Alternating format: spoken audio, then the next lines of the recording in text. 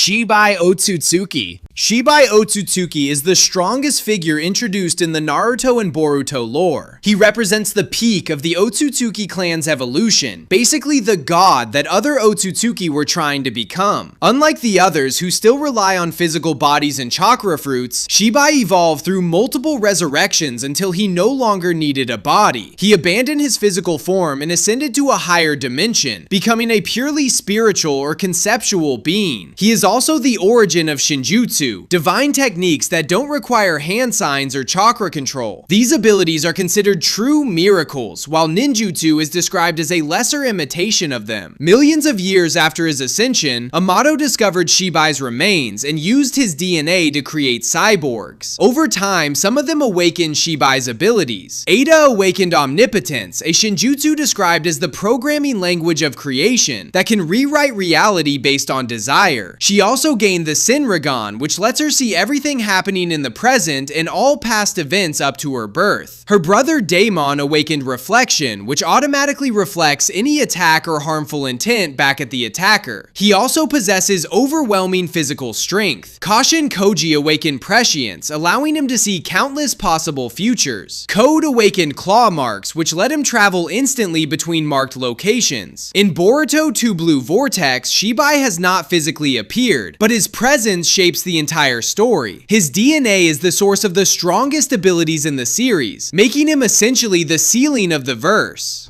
God. In the One Punch Man universe, God, also called the Entity, is a mysterious and incredibly powerful being. It rarely appears directly, but its presence drives major events. God is usually depicted as a massive, featureless figure with a brain-like or muscular texture on its skin. It can appear as a planet-sized entity or in a smaller humanoid form. God influences the world by granting enormous power to individuals, turning them into prophets or extremely dangerous monsters. Examples include Homeless Emperor, Psychos, and Garo. To gain this power, a person typically has to touch a cube or make a mental pact with God. This power, however, is essentially a loan. God can take it back at any moment, which usually kills the recipient and absorbs their soul or life force. God exists on a higher plane or in another dimension, kept at bay by a seal that Blast and his interdimensional team work to maintain. Most characters don't even know God exists, but it appears to have a particular interest in Saitama. Unlike others, Saitama broke his limiter through his own effort rather than receiving power from God, making him a direct challenge to the natural order that God oversees. Zalama. Zalama is one of the most powerful and mysterious figures in the Dragon Ball multiverse, first mentioned in Dragon Ball Super. Though he hasn't appeared physically, his influence shapes the series' cosmology. He is the divine dragon god who created the Super Dragon Balls in year 41 of the divine